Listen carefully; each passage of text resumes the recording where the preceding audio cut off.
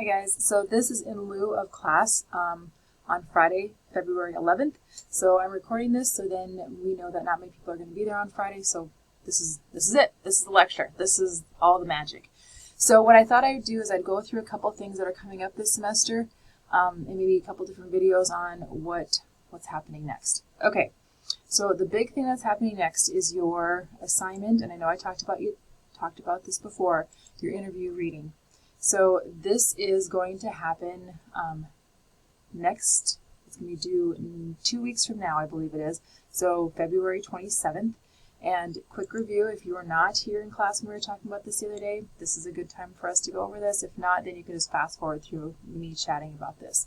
All right, so you need to find a student who is in between the ages of kindergarten and senior, so between 5 and 18, and you're going to interview them about their reading habits. You're going to interview anybody you like, friend, your friend's cousin, your brother, your whoever. It does not need to be face-to-face. It can be an online, like FaceTime or Zoom chat or something like that interview. So what you're going to do is you're going to ask the student a bunch of questions. These are it right here. And then you're also going to be listening to them read. And we're going to be thinking about strategies if they're using learning to read strategies or reading to learn strategies. Most often, and we'll talk about this next week when we talk about reading, is that most often students are learning to read up until the 3rd grade and then reading to learn from 3rd grade on. Because there's a different way of teaching reading when you're teaching the words and the phonetics and sentence structure versus content and comprehension. So it's a whole different ballgame. So what I want you to do is kind of think about which one is which, and then the paper that you're submitting is going to be a big paper. It's worth quite a few points. But I want you to make sure you understand what APA format is. So right here, your APA format, what I'm expecting is 1-inch margins, double-spaced, 12-point font. Times New Roman is generally the APA font of choice. So include citations where appropriate. The paper has to be typed. And so what I'm going to be looking at is if it is in the right structure. And if you've forgotten what APA structure looks like, look at the very first up in our modules. I'll go back to that before we end and go from there. Now this is the one from Billings, like I said, so it's going to be looking a little bit different than yours. Billings is worth 50 points, ours is worth 100 points, so everything is going to be here is going to be doubled. The only part that you are not required, you could totally do it if you want to, but is not required for you is the typed transcript of the questions and answers from the interview. The reason being is that the billing students, when they turn this in, they have to turn it in through a thing called Turnitin. It's a software that looks for plagiarism. So that means that if this transcript was taken from somewhere else or something was going on, that you would duplicate it. I trust you guys. I don't think that's going to happen. And besides, we don't have that software here, so I don't think we have to really worry about that. So what I really would like you to do is take this one with a grain of salt. Type up the transcript if you choose to. If you don't, and it's not helpful for you, then you don't have to put it into the interview. Another part of the interview that might be a little bit tricky is the recommendations for interventions or things that the child might work on for further developing their reading skills. This one you might not know. You might not know. So if you don't know what some of the interventions are for reading, Google it. Try and find it out. Not everything we have to do is starting things out is like research-based, even though that's the kind of the idea. If you are just thinking maybe we'll try something, that RTI, remember, response to intervention, that's what we're going to be, just trying something to see if it would help improve. And when you do this, do not tell the student what they need to work on. That's really not your call. You're just going to be telling me what you think that they should be working on. So I don't want you going in front of the student going, you should really, rah, rah, rah, rah, rah. Don't do that. That's not appropriate. The second thing, don't put any indicators in here. I don't want names, ages. Well, the age you can do and the gender you can do, but I don't want names and I don't want any type of personal identifiers. So that would mean that I would not know who the student is because through privacy and confidentiality, we really shouldn't know who you're interviewing.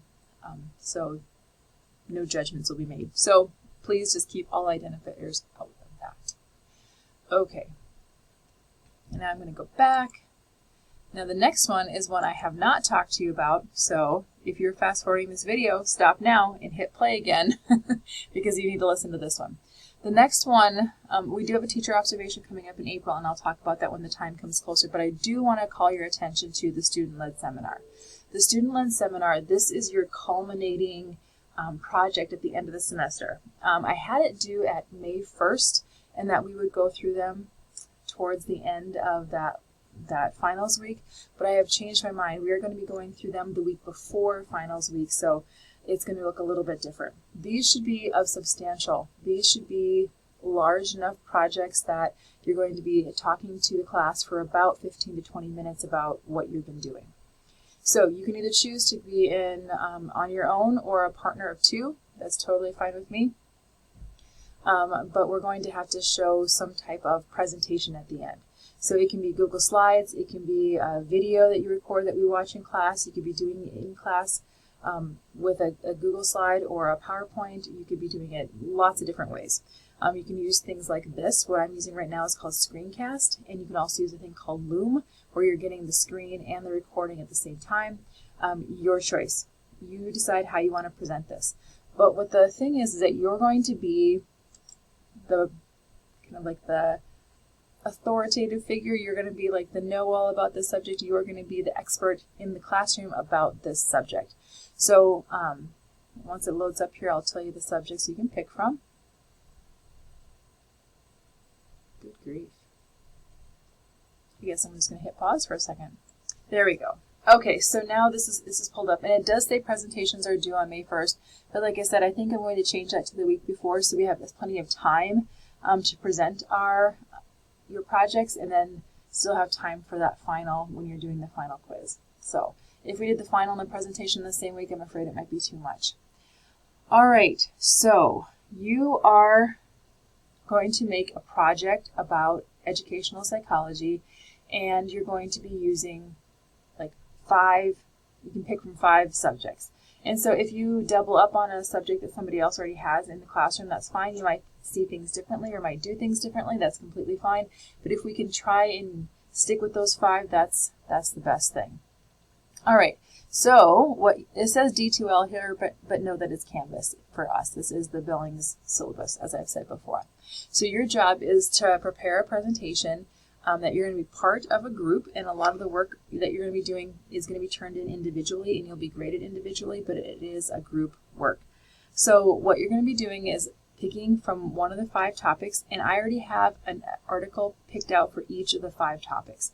And your job is to do some research and find 2 more additional articles to do with this topic, and then that way you'll have 3 articles to do your presentation on. So how I'm going to grade this. This again is doubled from Billings. You will have 100 points. So active reading on assigned articles. So that means that you need to pick one of those readings, do some active reading on it, and turn that in as an individual. Additional articles, so the 2 other articles must come from peer-reviewed journals and must be original research. So the group members need to agree on which of those 2 articles are. You'll be turning those into me so I can look at them. Okay, so what you're going to be doing is you're going to be doing a summary of the talking points to begin the discussion. That means that you're going to give a brief narrative of each of the articles, include the purpose of the study, the methods, the participants, procedures, measures, results, conclusions, all of that stuff, and then go on to talk to us about the big idea of each one of these articles. Then, how do all 3 of these articles feed in to the topic that you're going to be teaching us? So whatever topic you pick out of those 5 is going to have 3 research articles to back up that idea. I will give you 1, you find 2 more, and that's what the summary paper is going to be kind of like a get it all together kind of business. And then you present it. Okay, so the presentation should be some type of PowerPoint-ish presentation. Can be video, can be Google Slides. It's going to be including the main points of the articles, include a summary of each of your study. And when you're going to be talking about this, you are going to be teaching us your topic. So you are going to be the experts in the room. So that's what your last presentation is going to look like. It's kind of big.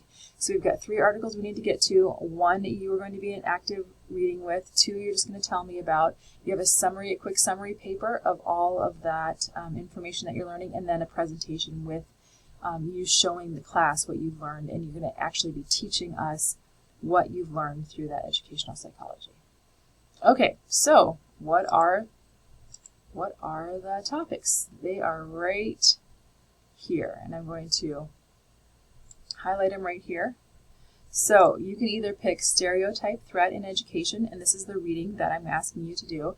It's a stereotype threat among schoolgirls, meaning that are girls or boys better at math? Topic number 2, do we really need to assess students? And so your reading is going to be how on test enhanced learning, like talking about assessment in your classrooms. Number 3 is about technology. Does technology really equal better learning outcomes? Does adding technology to your classroom make your classroom better? And that's what you're going to be reading about. Topic number 4, praise and the impact on student motivation and views of intelligence. So you're going to be talking about how praise can be dangerous type attitude, and then what impacts the student motivation has on their own intelligence, like other views of their own intelligence. And then the last one is goal orientation and growth mindset. So you're going to be picking out articles that are going to go along with how to help students have a growth mindset, goal orientation in their classrooms, and stuff like that. So once you have picked a topic, you will be putting it into, I'll put it right in here so you kind of have an idea what we're doing. You're going to pick one of these, and then you are going to start working on it. This is not something that you can probably do within the next, or you can't do like in 2 minutes or less. So this is going to be something that you really might want to think about starting early, especially you softball girls, because if you have a lot of games coming up in April, March and April might look a little crazy for you. It's not a bad idea to get that started now. Just some words of the wise. So 2 big things that are coming up. You have your interview of the reading students, and then you also have the bigger project at the end of the year. It's a good idea to get started on that. So I will talk to you again about this in about a week or so, and I'm going to ask, have you picked your groups and have you picked your topics? And it's okay if you pick the same topics as somebody else, but you will be, assuming that you're going to be doing different articles for that background. Okay, that was about 15 minutes. Quarter of what I usually talk about. So hopefully you all listened to that lovely information. Okay, I'll see you Monday, but Eli and Caleb, I know I won't see you Monday because you guys are playing basketball. What I might do is throw some stuff up on Zoom so you'll be able to keep up on Monday's work as well. Okay, see you guys.